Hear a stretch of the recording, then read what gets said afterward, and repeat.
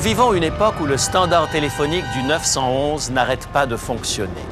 Nous vivons une époque où toutes les catastrophes naturelles semblent s'être donné rendez-vous sur notre planète. Ça sent de plus en plus l'apocalypse, la grande tribulation de la fin du monde. Qui donc arrivera à passer au travers?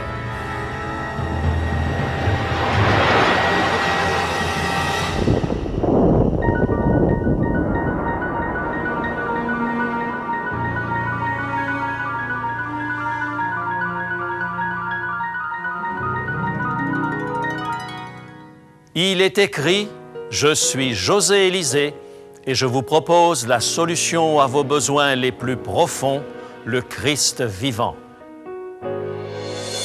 Notre sujet aujourd'hui, la grande tribulation.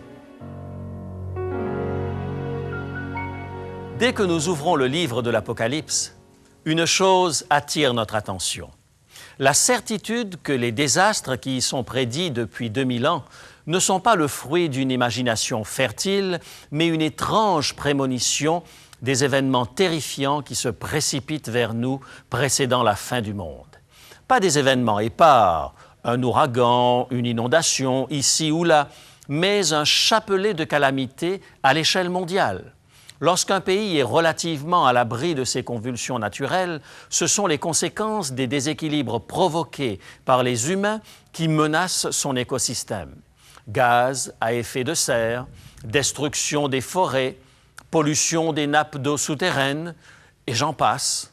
On n'a plus tellement envie de sourire lorsqu'on raconte l'histoire de cette femme très âgée qui affirmait qu'à l'époque de sa jeunesse, il n'existait pas cette petite bête que l'on appelle microbe. Que nous décrit l'Apocalypse? De la grêle et du feu, mêlés de sang, s'abattant sur la terre, le tiers des arbres brûlés, les sources d'eau empoisonnées, de la fumée s'élevant d'un abîme profond, des sauterelles qui piquent comme des scorpions, sans oublier les chevaux à tête de lion crachant du feu et du soufre. Jean semble se complaire à nous décrire les 7 derniers fléaux versés sur la terre. Une chaleur épouvantable qui brûle un tiers des hommes, un ulcère malin et douloureux, des ténèbres effrayantes. Le paysage de l'Apocalypse semble particulièrement dangereux. Le sol même vacille sous vos pieds. Et ne cherchez surtout pas refuge dans les montagnes, elles sont projetées dans la mer. Il n'y a plus de sécurité dans les espaces célestes non plus. Les étoiles tombent du ciel comme des figues lorsqu'on secoue le figuier. Même la mer est devenue hostile, une bête à 7 têtes en surgit. Voilà pourquoi la question qui se pose est invariablement celle-ci. Qui pourra passer au travers de ces calamités? Comment naviguer en sécurité à travers ce champ de mines surnaturel? Jésus aussi parle de cette époque de grande tribulation. Dans l'Évangile de Matthieu, au chapitre 24, il décrit les événements qui précéderont sa seconde venue. Il dit, au verset 21 du chapitre 24, ces mots. Matthieu, chapitre 24, et le verset 21. Car alors la détresse sera si grande qu'il n'y en a point eu de pareil depuis le commencement du monde jusqu'à présent et qu'il n'y en aura jamais. Le prophète Daniel appelle cela une époque de détresse telle qu'il n'y en a point eu depuis que les nations existent jusqu'à cette époque. Daniel chapitre 12 et le verset 1er. La grande tribulation enveloppe le monde et ne semble pas laisser de nombreux survivants. Mais quittons un instant ces scènes apocalyptiques et concentrons notre attention sur une autre description du visionnaire de Patmos. Le contraste que nous y découvrons nous mène au cœur de l'un des plus grands mystères de ce livre prophétique. L'Apocalypse nous présente ici un autre tableau du temps de la fin. Au chapitre 7 et le verset 9, voici comment l'apôtre Jean décrit la scène. Apocalypse, chapitre 7 et le verset 9. Je regardai, et voici, il y avait une grande foule que personne ne pouvait compter, de toute nation, de toute tribu, de tout peuple et de toute langue. Et ils se tenaient devant le trône et devant l'agneau, revêtus de robes blanches et des palmes dans leurs mains. Une grande foule, venue du monde entier pour célébrer la victoire devant Dieu. Une foule qui agite des branches de palmier. Une foule qui se réjouit. Qui sont ces gens? Comment ont-ils réussi à échapper à toutes ces calamités? Par quels moyens ont-ils été enlevés de la terre pour échapper à ce temps de détresse? Ce n'est pas tout à fait ce que nous dit Jean dans Apocalypse chapitre 7 et le verset 14. Apocalypse chapitre 7 et le verset 14. Ce sont ceux qui viennent de la grande tribulation, ils ont lavé leurs robes et ils les ont blanchies dans le sang de l'agneau. Ce sont ceux qui sont venus de la grande tribulation et qui ont lavé leurs robes et les ont blanchies dans le sang de l'agneau. Ces gens étaient plongés dans le feu de l'action. Ils ont traversé la grande tribulation et ils en sont sortis vivants. Ils se tiennent maintenant devant l'agneau plein d'assurance, vêtus de blanc, pardonnés, acceptés, rachetés. Ils célèbrent une grande victoire. Quel est leur secret? Comment ont-ils passé à travers cette tribulation? C'est un des grands mystères du livre de l'Apocalypse. Comment pouvons-nous avoir l'assurance de survivre à la grande tribulation? Comment passer d'un monde affligé de toutes sortes de calamités à la multitude qui se réjouit devant le trône de Dieu? La plupart d'entre nous ne sommes pas enchantés à la perspective du temps de persécution. Nous, à qui il suffit d'un embouteillage matinal pour ruiner notre journée, serons-nous de la trempe à rester debout lorsque le monde entier sera jeté dans un chaos indescriptible? Une migraine ou un ongle incarné nous font souffrir le martyre. Comment réagirons-nous à une armée de sauterelles piquant comme des scorpions? Tout au long de l'histoire, des croyants sincères se sont demandé s'ils avaient l'étoffe nécessaire pour passer à travers cette épreuve. Voici un élément qui peut nous rassurer quant à la manière de réagir face à des temps de trouble. C'est d'avoir une vision claire du plan global de Dieu décrit dans le livre de l'Apocalypse. À ce propos, nous avons préparé pour vous une série de guides bibliques sur le livre de l'Apocalypse. Ils jetteront une lumière intéressante sur ces événements de la fin et pourront répondre à certaines de vos questions. Alors, n'hésitez pas à les demander. J'aurai plus d'informations à vous donner à la fin de ce programme. Avant de découvrir, grâce au livre de l'Apocalypse, les moyens par lesquels les enfants de Dieu ont survécu dans les temps de détresse, rappelons un élément important. Le livre de l'Apocalypse est un livre truffé de symboles. Les événements cosmiques sont décrits avec des images saisissantes.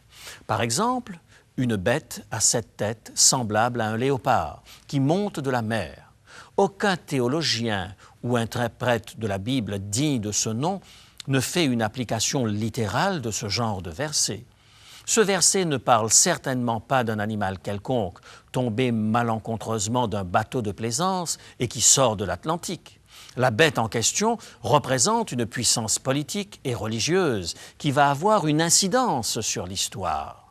De la même manière, ces catastrophes représentées par des chevaux à tête de lion et des sauterelles émergeant du puits de l'abîme sont symboliques. Ils représentent certains événements de l'histoire. Il ne s'agit pas de nier qu'une réelle angoisse saisira les habitants de la terre dans les temps de la fin. Cependant, la véritable bataille est une bataille spirituelle. Les symboles tentent de rendre vivante la réaction de ceux qui, s'étant rangés sous la mauvaise bannière, découvriront trop tard qu'ils ont perdu toute possibilité d'être avec Dieu. Gardons bien présent à l'esprit que la préparation pour le temps de détresse n'est pas synonyme de recherche poussée sur la manière de chasser les sauterelles à queue de scorpion et des chevaux à tête de lion. Il est question ici d'une préparation spirituelle. Oui, nous pouvons être confiants que nous serons parmi ceux qui agiteront des branches de palmier devant le trône de Dieu.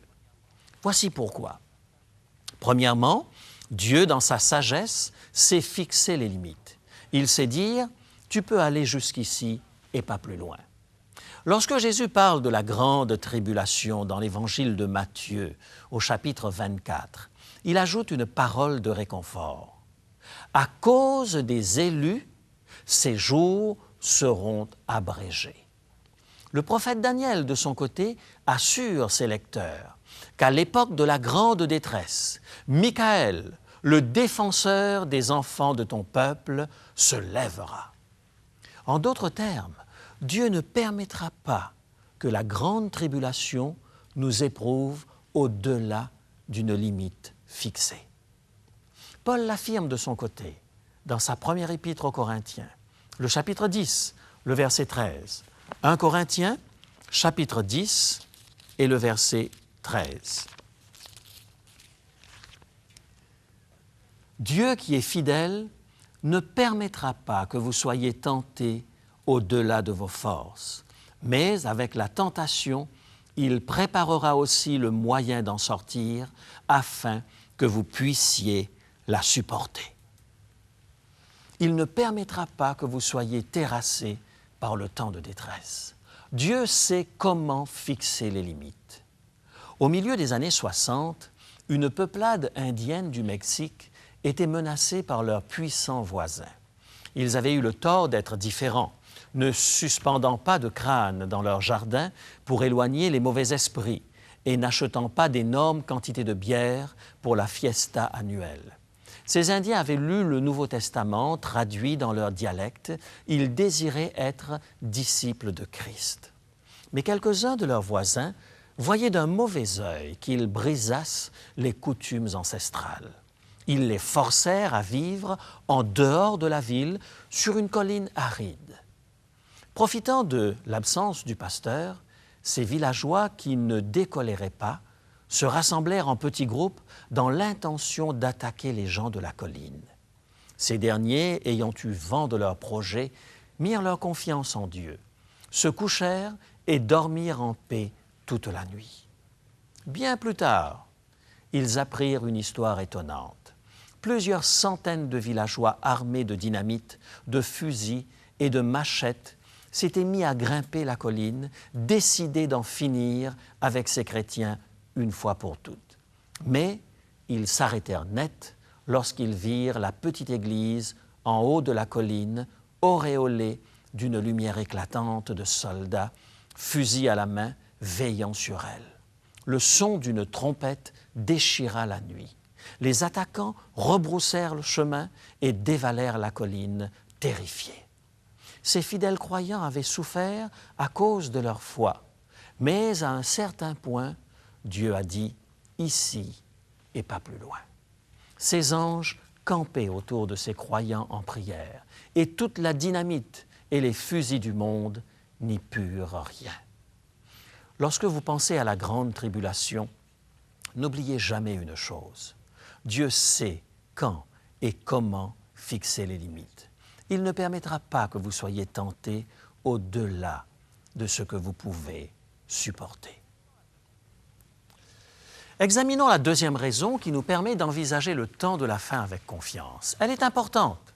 Elle concerne l'attitude à adopter dans les temps de détresse. Revenons aux fidèles décrits dans le livre de l'Apocalypse. Comment le peuple de Dieu réagit-il à ces calamités sans nom? Se cache-t-il dans des bunkers? Tremble-t-il devant l'attaque du grand dragon rouge? S'explique-t-il avec leurs ennemis avec des mitraillettes et des fusils? Chaque fois que le livre de l'Apocalypse fait mention des disciples de Christ, ils sont occupés à une seule et même chose. Découvrez-le avec moi dans l'Apocalypse, au chapitre 5.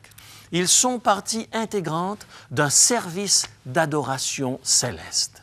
Jean nous dit que chaque créature au ciel et sur la terre chante. Ils chantent ces paroles que l'on trouve dans Apocalypse, chapitre 5 et le verset 13. Apocalypse, chapitre 5 et le verset 13. « À celui qui est assis sur le trône et à l'agneau soit la louange, l'honneur, la gloire et la force au siècle des siècles. » Les croyants sont débordants de joie et de louange. C'est la première image que nous avons d'eux. Lisons maintenant au chapitre 7 de l'Apocalypse.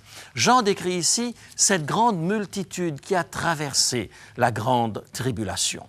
Apocalypse, chapitre 7 et le verset 10. Le salut est à notre Dieu, qui est assis sur le trône, et à l'agneau. Ils chantent des louanges. Ils concentrent leur attention sur Dieu et sur l'agneau Jésus-Christ. Puis nous avons la description d'un groupe de croyants dans Apocalypse, chapitre 14. Que font-ils? Ils chantent un cantique nouveau, un cantique de louange devant le trône de Dieu. Les croyants apparaissent à nouveau au chapitre 19. On y voit une grande multitude de rachetés, proclamant à haute voix dans Apocalypse 19 et le verset 1 les paroles suivantes. Apocalypse chapitre 19 et le verset 1. Alléluia! Le salut, la gloire et la puissance sont à notre Dieu. Encore des louanges. Et au chapitre 20, les croyants règnent avec Christ pendant 1000 ans. Puis, au chapitre 21, les élus de toutes les nations descendent dans la lumière de la gloire de Dieu. Mes amis, cela n'est pas une coïncidence, ce n'est pas un accident. L'attention des croyants est focalisée sur Dieu. Ils l'adorent avec des manifestations de joie dans le ciel parce que c'était le comportement qu'ils avaient lorsqu'ils étaient sur la terre. Voilà le secret qui leur a permis de traverser la grande tribulation. Que font-ils lorsque la fumée obscurcit l'horizon et que tombe la grêle? Ils regardent à Dieu, leur libérateur. Que font-ils lorsque les dragons se lèvent et que la bête à 10 cornes rugit? Ils louent l'Éternel. Que font-ils lorsque la terre tremble et que les étoiles tombent en pluie sur la terre? Ils adorent Dieu. Ils ne se cachent pas. Ils ne combattent pas l'ennemi. Ils concentrent leur attention sur Dieu. Lisez avec moi l'assurance que Dieu nous donne dans la deuxième épître de Paul aux Corinthiens, chapitre 1er, les versets 21 et 24. 2 Corinthiens, chapitre 1er, versets 21 et 24. Et celui qui nous affermit avec vous en Christ et qui nous a oints, c'est Dieu. Vous êtes fermes dans la foi. C'est par la foi que vous tenez ferme. Ce n'est pas parce que vous êtes Superman. Ce n'est pas parce que vous avez une résistance exceptionnelle à la douleur. Ce n'est pas parce que vous vous entraînez à la dure. C'est simplement parce que vous placez votre foi en Dieu. Vous regardez à lui. Voilà comment vous tenez ferme. Mes amis, je vous l'affirme, si vous regardez à Dieu, vous passerez au travers. Il est capable de vous affermir. Vous pouvez en être certain. Pour passer des calamités terrestres à cette célébration de victoire au ciel, les croyants, à travers les âges, ont regardé sans cesse à Dieu. Ils ont loué son grand nom sans cesse. L'embrasement des éléments et le feu de l'Apocalypse, les tremblements de terre, les tempêtes et les chutes d'étoiles nous parlent de la délivrance de Dieu. La terre est ébranlée parce qu'elle va donner naissance bientôt au nouveau royaume de Dieu. Dieu est sur le point de sauver son peuple de ce présent siècle mauvais. C'est pourquoi nous pouvons nous attendre à lui avec tant de confiance. Rappelons-nous que lorsque nous sommes secoués par la grande tribulation, nous le sommes certes, mais dans les bras de notre Père céleste. Dans les années 30, les forces italiennes occupèrent l'Éthiopie et y installèrent un régime draconien. Les chrétiens de la tribu des Walamo furent souvent emprisonnés et battus. Un prédicateur puissant du nom de Toro subit beaucoup de mauvais traitements. Son Église comptait plus de 1000 membres et les fonctionnaires hésitaient à lui ôter la vie. Cela ne l'empêcha pas d'être fouetté et jeté en prison avec quelques-uns des membres de son Église. Alors qu'il était étendu sur sa paillasse et qu'il reprenait des forces, un des gardes lui dit avec sarcasme « Où est ton Dieu qui peut te délivrer de notre main? Tu ne sortiras jamais vivant d'ici. » Le pasteur Taureau, surmontant ses douleurs, réussit à répondre en gémissant. Même si Dieu ne me délivre pas maintenant, il a promis qu'un jour, il me prendra au ciel avec lui. Quelque temps plus tard, les prisonniers, croyants, étaient assemblés en prière dans leurs cellules lorsqu'un violent orage éclata. Le ciel était zébré d'éclairs, le tonnerre grondait et la pluie tombait à verse sur les casernes. Les croyants continuèrent à prier. L'orage augmenta de fureur. Une violente rafale emporta le toit de tôle de la prison. Des trombes d'eau s'abattirent sur les murs de terre et les emportèrent. La plupart des prisonniers non chrétiens s'enfuirent. Mais les croyants continuèrent à prier, toujours concentrés sur leur merveilleux Sauveur. Les gardiens de prison les regardaient effrayés, convaincus que cette terrible tempête était une réponse de Dieu. Ils supplièrent le pasteur Taureau en disant « Demande à ton Dieu de retenir sa colère et nous vous relâcherons. » L'orage se dissipa et les geôliers tinrent parole. Il y a des tonnerres, des éclairs, de sombres nuages et des vents impétueux dans le livre de l'Apocalypse. Mais ces calamités ne servent qu'à une chose, faire éclater les murs de notre prison. Elles introduisent la merveilleuse délivrance de notre Dieu. Nul n'est besoin d'être plus fort que la bête ou plus puissant que le dragon. Nul n'est besoin d'être aguerri pour combattre des sauterelles. Tout ce que vous avez à faire, c'est de croire en celui qui terrasse la bête, celui qui est vainqueur du dragon, celui qui est plus puissant que tout fléau et toute calamité. C'est ce que ne cessent de chanter les élus dans le livre de l'Apocalypse. Ils ne peuvent s'arrêter de chanter ce fait glorieux. Dieu vous délivrera. Soyez-en certains.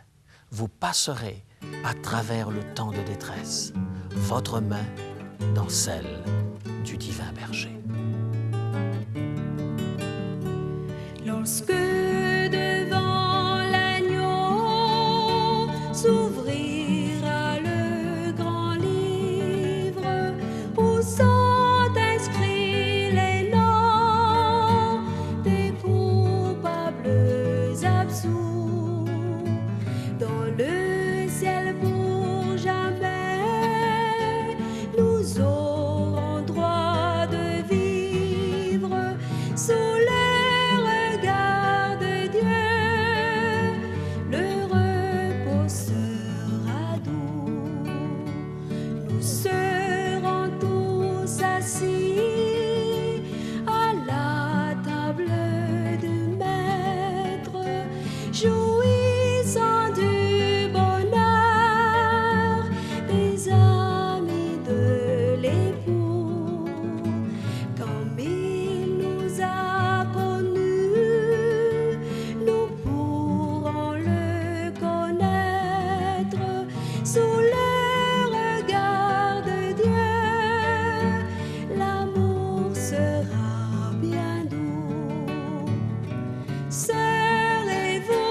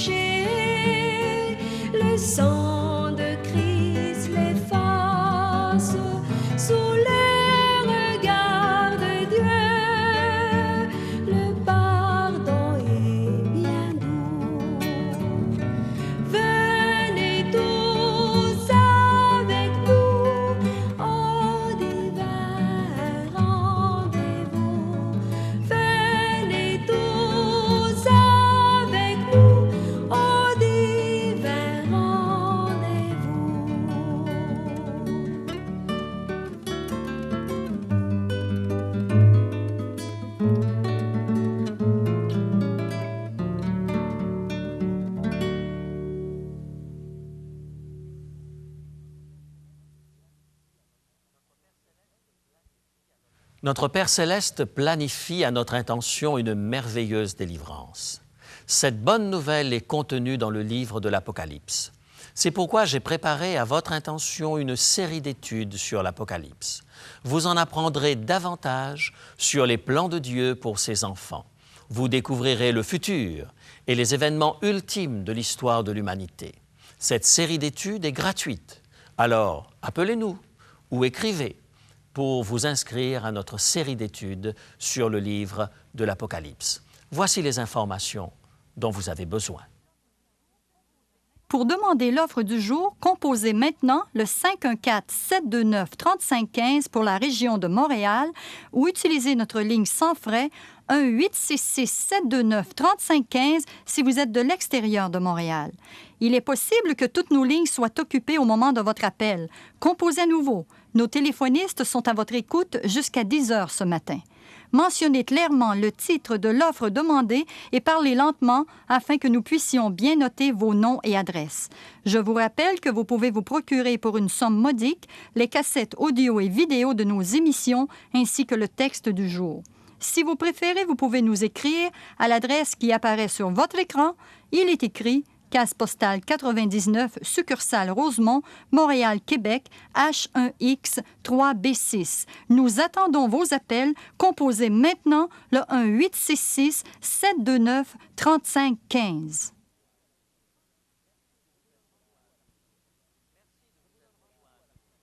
Merci de vous être joints à nous aujourd'hui. Je vous donne rendez-vous à la semaine prochaine.